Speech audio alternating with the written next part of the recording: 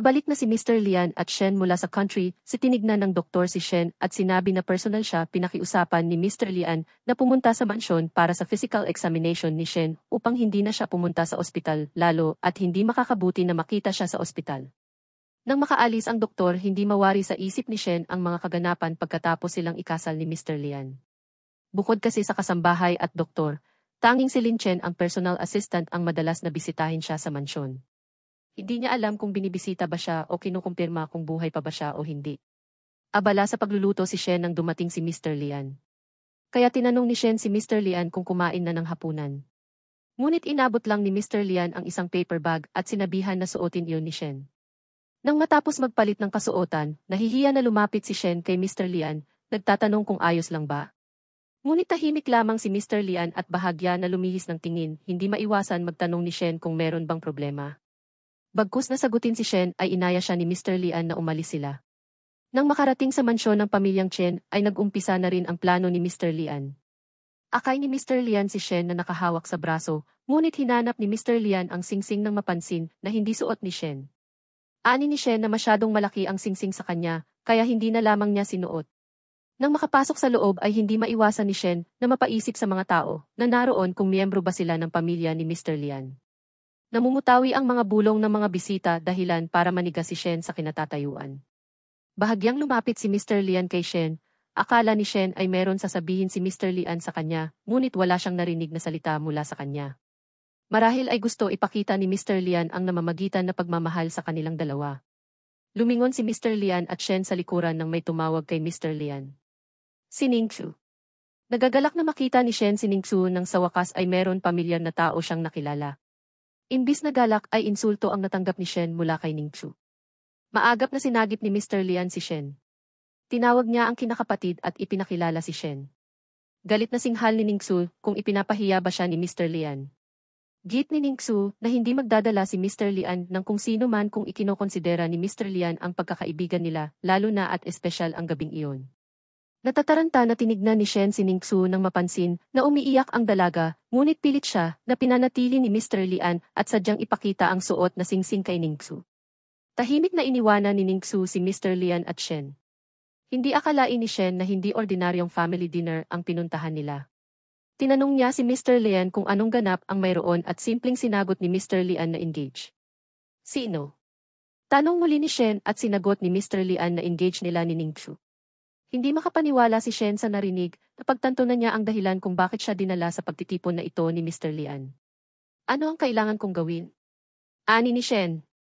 Manatili ka lang sa tabi ko, sambit ni Mr. Lian at mabilis na sinukbit ni Shen ang kanyang kamay sa braso ni Mr. Lian.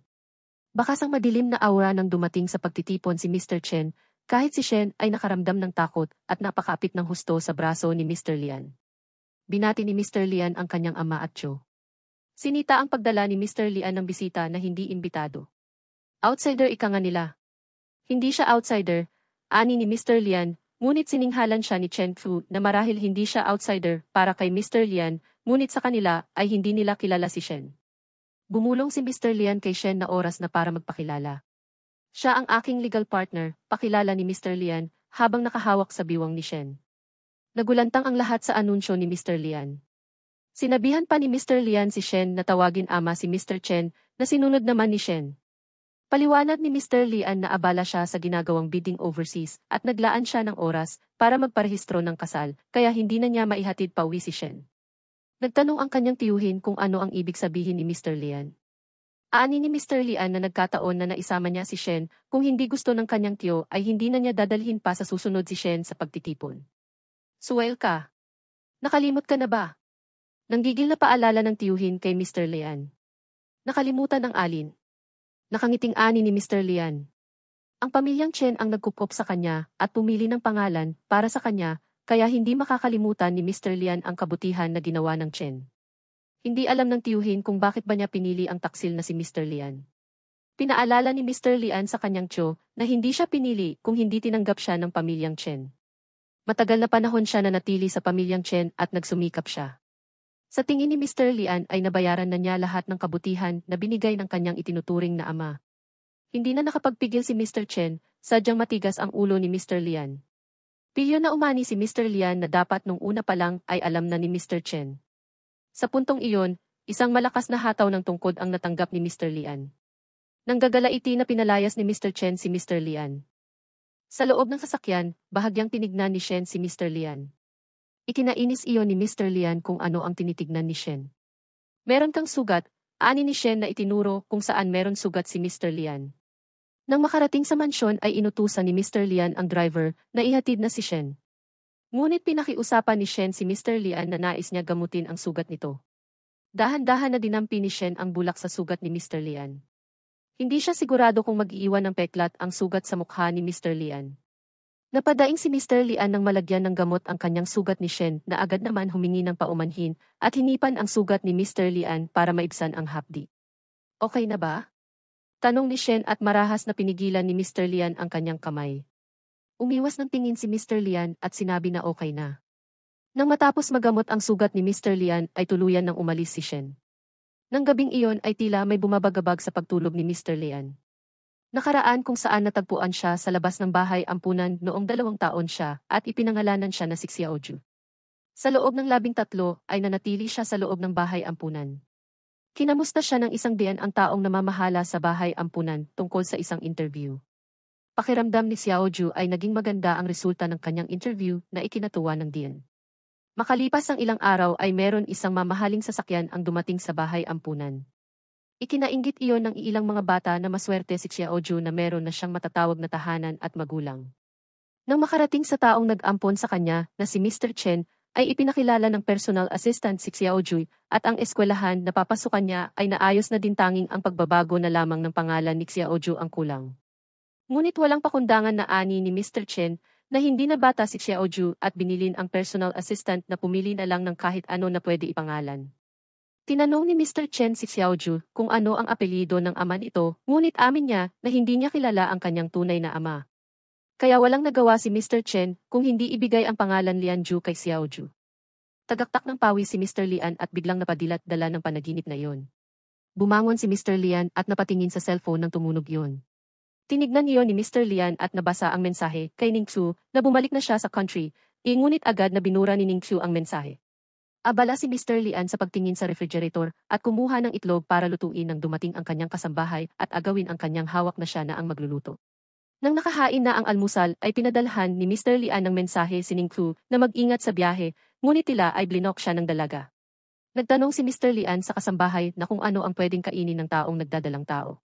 Ikinabigla iyon ng kasambahay, amin ni Mr. Lian na maaaring may madagdagan sa pamilya kung walang mangyayari na aksidente. Alanganin na tinura ng kasambahay na kung maaari ay ipagbigay alam ni Mr. Lian kay Tongtong ang tungkol sa bata, lalo na at hindi nakakabuti kay Tongtong ang maglihim si Mr. Lian. Sinang-ayunan iyon ni Mr. Lian ang suhestyon ng kasambahay. Samantala, nakatanggap ng tawag si Shen kay Mr. Lian. Matyagang nag-antay si Shen tungkol sa nais na sabihin ni Mr. Lian. Madalas ang pag-ulan nitong mga araw, maaari ay iwasan mo muna ang lumabas, ani ni Mr. Lian. Ikinabigla iyon ni Shen nagtataka na espesyal ba na tawagan siya para ipaalala ang tungkol sa panahon. Tinanong siya ni Mr. Lian kung marunong ba siya magluto na sinang-ayunan ni Shen. Komento ni Mr. Lian kay Shen na masyado siyang payat at hindi iyon makakabuti sa pagdevelop ng fetus. Pangako ni Shen na kakain na siya ng madami. Muli pang nagbilin si Mr. Lian na pupunta siya sa country at kung meron siya nais ay sabihan lamang si Lin Chen, ang personal assistant. Nang matapos ang tawag ay nakatitig si Shen sa cellphone at napatanong kung anong meron kay Mr. Lian. Nasa country si Mr. Lian, ngunit mainit ang ulo nito nang makita ang isang bouquet ng bulaklak ang tumambad sa kanya. Bilin niya kay Lin Chen na ayaw na niya maulit ang ganyang pangyayari. Sa panghihinayang na itapon ang bulaklak, ay suhestyon ni Lin Chen na ibibigay na lamang niya sa mga empleyado ang bulaklak. Bumuntong hininga si Mr. Lian at hinayaan si Lin Chen sa kung ano ang gustong gawin sa bulaklak. Isang bisita ang dumating, si Alex. Nagtataka kung bakit nakita niya ang bulaklak sa labas ng opisina na hindi maintindihan ang itsura. Pagdadahilan ni Mr. Lian na meron siya pollen allergy. Maagap na humingi na paumanhin si Alex sapagkat hindi niya alam. Matapos ang kanilang pag-uusap tungkol sa negosyo, ay nagdadalawang isip si Alex na mag-invest lalo na at meron siyang nasagip na balita tungkol sa kalagayan ng kumpanya ni Mr. Lian. Hindi akalain ni Mr. Lian na mahihirapan siya na hikayatin si Alex. Sa edad nitong nasa 25 o 26 ay hindi ito maloloko ng kung sino man kaya naisip niya na mag-offer ng isang negosasyon. Maagap na lumapit si Alex kay Mr. Lian, papayag siya na mag-invest kung pahihintulan siya ng Ginoo na bigyan ng oras na makipag-date. Inakit pa ni Alex si Mr. Lian. Naalarma si Mr. Lian na may naamoy siya mula kay Alex. Pagmamalaki na tinaas ni Mr. Lian ang kanyang kamay at sinabi kay Alex na kasal na siya. Nanghihinayang na naupo si Alex at walang nagawa kung hindi ang pumayag sa offer ni Mr. Lian. Inabot ni Mr. Lian ang kanyang kamay kay Alex para makipag-handshake na masaya siya na makipag-cooperate, ngunit ang tingin ni Alex ay nasa isang kamay ni Mr. Lian kung saan suot nito ang singsing. Buntong hininga na inabot ni Alex ang kanyang kamay kay Mr. Tanda na tapos na ang deal nila. Sa nakalipas na araw, ay halos hindi lumabas si Shen dulot ng pag-uulan. Mabuti na lamang at pinapadalhan siya ng mensahe ni Kaixi na kahit papaano ay naibsan ang pagkabagot niya. Inaya pa siya ni Kaixi na maaari silang mag-aral kung paano magdanstilyo at nais ni Kaixi gumawa ng collar sa alagang pusa. Meron ka alagang pusa? Tanong ni Shen at sunod-sunod na nakatanggap ng litrato ng pusa si Shen na alaga ni Kaixi. Natutuwa na pinagmasdan niyo ni Shen at nais niya na mag-alaga, ngunit inaalala niya na hindi maaari dahil sa pagdadalang tao niya. Habang abala si Mr. Lian sa kanyang trabaho ay nakatanggap siya ng mensahe kay Shen. Pagpapaalam na kung maaari ba niya magamit ang bathroom sa kwarto ng Ginoo dahil sa tila meron sira ang shower na nasa kwarto niya. Pinayagan naman siya ni Mr. Lian, napansin niya ang litrato ng pusa sa isang post ni Shen. Dala ng kuryosidad ay tinignan ni Mr. Lian ang post ni Shen sa social media at naaalala niya ang sinambit ng doktor sa kanya tungkol sa kalagayan ni Shen. Na napapabuti na ang kalagayan ni Shen at kung maaari ay meron din makakasama si Shen na isang family member lalo at sensitibo ang pagbubuntis ni Shen. Dumating ang gabi, hinawakan ni Shen ang kanyang tiyan. Pansin na ang unting paglaki ng kanyang tiyan. Kailangan niya maging maingat sa pagkain kahit na marami siyang naisuka, gayunpaman ay kailangan niya pa din kumain ng madami. Madalas din ang pagiging antukin niya.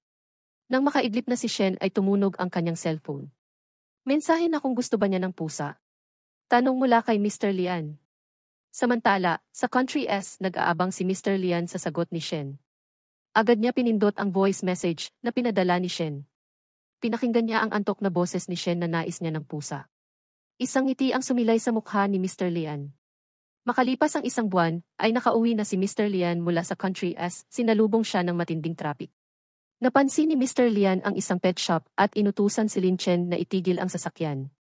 Pumasok si Mr. Lian sa loob ng pet shop at naalala niya ang voice message ni Shen. Hindi mawari ni Lin Chen kung ano ang meron sa kanyang amo at napaisip na baka gusto ni Mr. Lian bilhan si Tongtong ng alaga. Tinanong ni Mr. Lian si Lin Chen kung anong klaseng pusa ang nasa litrato. Ani ni Lin Chen na isang ordinaryong pusa o lokal na pusa. Banggit ni Lin Chen na meron alagang pusa ang kanyang kapatid at iyon ay klase ng ragdoll cats at baka magustuhan iyon ni Tongtong. Tumanggi si Mr. Lian at inaya si Lin Chen na aalis na sila ng isang munting kamay ang umabot kay Mr. Lian. Tinignan niyo ni Mr. Lian at tila nagpa-cute pa ang pusa sa kanya. Matagal siyang nakatitig sa pusa, isip-isip na magugustuhan ni Shen ang pusang nasa harap niya. Nag-aalala na pinaalala ni Lin Chen sa amo na buntis si Shen at hindi naaangkop na mag-alaga ng pusa sa mansyon. Dapat na maniwala ka sa siyensya, Pogi. Pukaw na atensyon ng isang babae na nagdadalang tao kay Mr. Lian at Lin Chen. Pagmamalaki ng babae na bantay sa shop na isa siyang buntis at walang magiging problema sa pag-aalaga ng hayop kung mapapanatili ang kalinisan at pagkakaroon ng deworming. Tinanong ng babae si Mr. Lian kung nagkaroon na ba ng alagang pusa ang asawa ni Mr. Lian, ngunit wala ang sagot ni Mr. Lian. Ipinakilala ng babae ang pusa na nakapukaw kay Mr. Lian. Maaari niya tignan at ibalik kung hindi niya kunin. Mabilis na tumalon ang pusa kay Mr. Lian nang buksan ng babae ang kulungan nito. At tila komportable pa itong nahiga sa bisig ni Mr. Lian. Komento ng babae kay Mr. Lian, kung hindi alam ng mga lalaki na tuwing nagdadalang tao ang mga babae ay nagiging prone sila sa depresyon, kaya mainam na magkaroon ng alaga ang asawa ni Mr. Lian para maibsan hindi maburyo. Sa huli ay tuluyan na kinuha ni Mr. Lian ang pusa. Namili pa si Mr. Lian ng mga pagkain at gamit sa pusa habang hinahayaan niya lang magbangayan ang mag-asawa na nasa likod niya. Humingi ng paumanhin ang lalaki kay Mr. Lian na nasaksihan pa ang pagtatalo nilang mag-asawa. Biniro pa niya si Mr. Lian na kung di pa ba siya kasal. Ay maintindihan niya na hindi mawawala sa mag-asawa ang bangayan. Maagap na sinuntok ng babae ang kanyang asawa at sinabing meron na asawa si Mr. Lian at 3 buwan nang nagdadalang tao at bumili ng pusa para sa asawa. Hindi mo pa ba pakiramdam na magiging ama ka na? Tanong ng lalaki kay Mr. Lian. Napaisip si Mr. Lian, hindi niya alam ang pakiramdam ng pagiging isang ama. Nang malaman niya na magkakaroon siya ng anak, hindi niya masyadong inisip yun. Hindi mahirap ang pagpapalaki ng anak para kay Mr. Lian. Basta masigurado niya na mabigyan ng magandang kinabukasan ang anak niya. Pero paano ang maging mabuting ama? Hindi sumagi sa isip ni Mr. Lian yun. Nagtanong si Mr. Lian sa babae kung ilang buwan na ang kanyang sinapupunan. Natutuwa na sinagot siya ng babae na 9 buwan na iyon. Hindi maaalis sa isip ni Mr. Lian na sa susunod na 6 buwan ay magiging malaki na ang sinapupunan ni Shen. Nang makapasok sa sasakyan ay nag-aya na si Lin Chen na kung pupunta na ba sila kay Shen. Na sinang-ayunan ni Mr. Lian, hindi mawala sa isip niya ang magiging reaksyon ni Shen pag nakita niya ang pusa. Nais ni Mr. Lian na mas maganda kung pabilisan ni Lin Chen ang pagmamaneho. Ang inaasahan na pangyayari ni Mr. Lian ay naudlot ng mismong pagdating nila sa mansyon ay may mga pulis. Inaaresto si Mr. Lian tungkol sa pagkakasangkot sa isang seryosong economic crime.